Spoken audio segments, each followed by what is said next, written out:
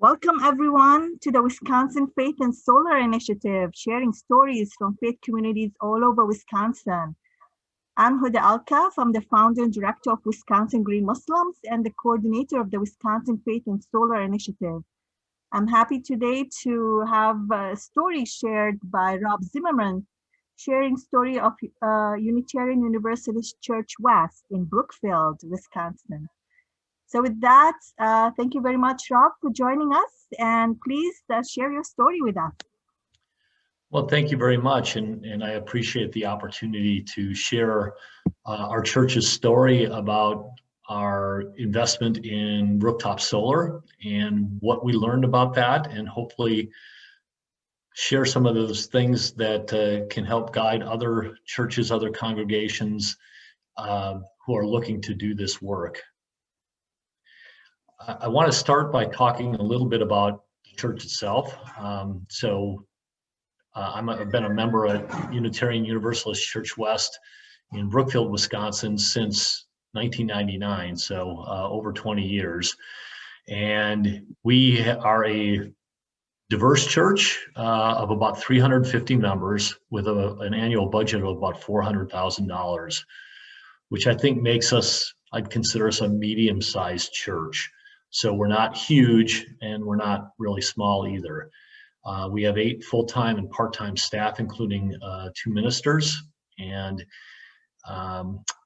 we also own our own building. And I think that's relevant for a lot of this because we now can do what we want on our site. And we then would have ownership as well of any renewable energy projects that we put on site. It's an older building. The part where the solar array is located was built in the 1960s. And there was the big addition, which is now the sanctuary, was built in the early 1980s. We have about 18,000 square feet of conditioned space. Again, so it's a pretty good sized building on 2 levels. We have a renter, a childcare facility that uses the lower level during the week. And then we do our services on the weekends and have other meetings and such that happen during the course of the week. The church is through our denomination has become what we call a green sanctuary. It's a designation that we had to earn, and the church earned it in 2004. And I think it's reflective of the overall commitment to the environment, not only of Unitarian Universalism, but certainly the members of our church.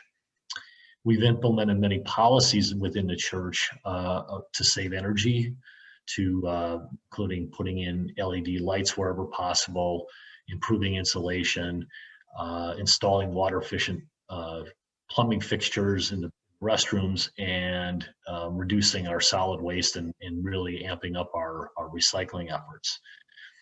And we also have environmentalism that's built into the not only the services and the religious education for our youth, but certainly extends out into the community as well. So, you know, we were primed for something like solar a long time before we put it in. Again, as I said, it's really part and parcel of Unitarian Universalism. The UUs have 7 principles, of which the 7th is the respect for the independent web of all existence, of which we are a part. And solar and sustainability and environmentalism is very much reflected in so much of what our faith professes. And again, so that again makes it very consistent with why we would have done a project like this. It also aligns with other things that we were doing in the community and have continued to do in the community, things like river cleanups and landscaping and education around composting and renewable, organic, local food things, and pretty much anything environmental, we've been involved with it. And certainly our membership is highly engaged with this. We thought it was important in 2008 to make a statement. Solar was just coming into its own at that point, And we wanted to make sure that if we could do it, we would do it, and we'd be visible about it, and that we would tell our story. And so having rooftop solar that was visible from North Avenue, which is where our church is located, was really important to us. We were the first church in We Energy's service area to do on-site solar through a program that they offered back then. And the other thing that was important here is that a lot of our members had already evaluated rooftop solar for their homes and couldn't make sense of it. And they were expressing the desire to do something at the church that would help the church save energy and reduce its carbon footprint. And if we pooled our resources, we could do one system at church versus a bunch of small systems on people's homes, and it would probably be more economical. And that turned out to be the case. So back in 2007, when this was started, the church created a volunteer team. We had some members at the time who had expertise in this area, and they were responsible for going and getting multiple bids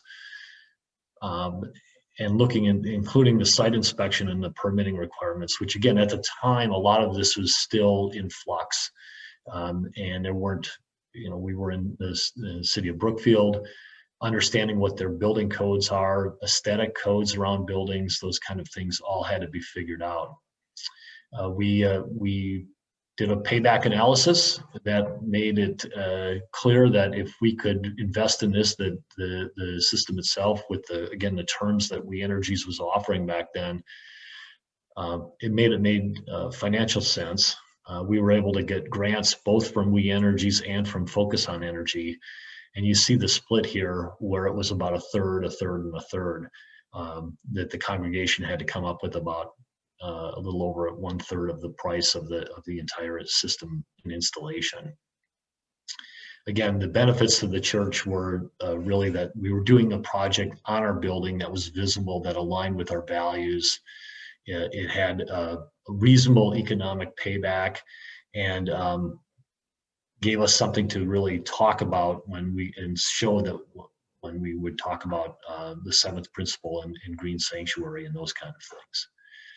We also had a communications plan in place, not only to share the information and the project with the congregation as a way of raising funds and getting donations for it, but also to reach out to the media at the time with information about the project, again, as a way of showing leadership on it. And that picture is of me and our minister, Reverend Suzelle Lynch, on the roof. That was taken in June 2008. Neither of us have aged at all since then, so that's pretty amazing as well. So the system itself is actually not very big. It's only consists of 42 panels for a total capacity of 8.4 kilowatts.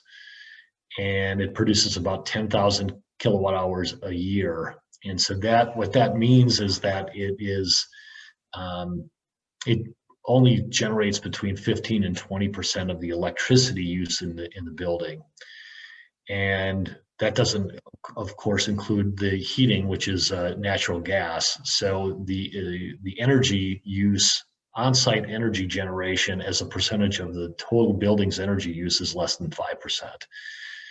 So I share this really to help everybody understand that you need a lot of panels if you have a big building, and you need to have a system that you need to do the evaluation, and you can either bring the orange line up on my little graph on the bottom here, which means you have more panels, or better yet, you bring the blue line down, which is to make your energy use more efficient, your electricity use more efficient through appliances, office equipment, lighting, anything that you can do that uses electricity. If you can put in more efficient ones and drive those numbers down, drive the blue line down and the orange line up if you really want to get to 100% renewable electricity.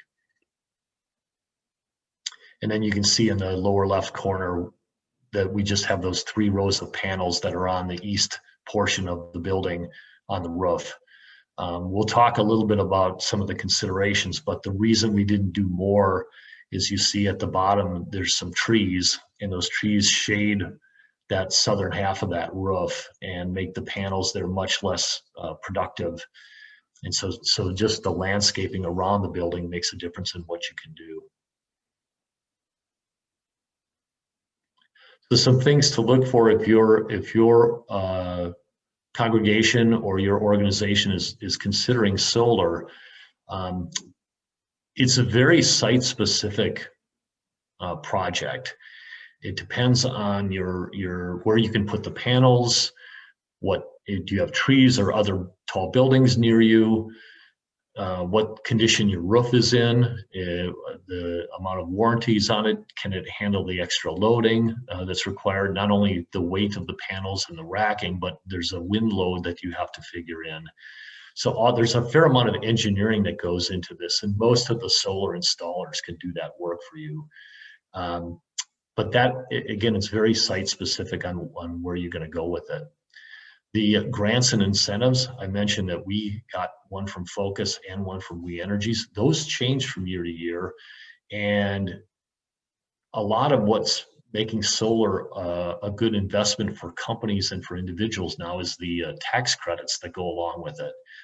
Well, if you're a nonprofit, you don't pay taxes, so a tax credit doesn't really help you. And Wisconsin also does not allow third-party ownership of these systems. So our church owns our system, but therefore we can't get a tax credit for the renewable energy that's generated in it. So that changes the economics for nonprofits. So, and those programs are funded annually. You have to keep an eye on that.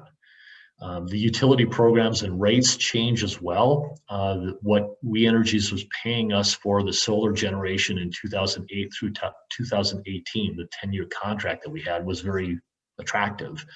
It is much less so now. So the amount of money, the revenue or credit on our bill that we're getting is a lot lower now than it was 3 years ago. And again, those things are changing, and that's constantly being negotiated. I mentioned economies of scale because, again, if you're trying to get to 100% on-site renewable generation, you're going to have a bunch of equipment that runs the panels, the inverter that converts the DC electricity from the panels and matches it up with the AC of the grid. You're going to need one of those anyway, and you can always put more panels in.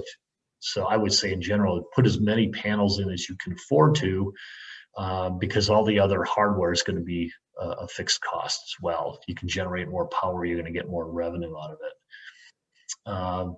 Equipment warranty and service life, our inverter is already out of warranty. It's still working fine, thank goodness. And then maintenance costs for solar is fairly low.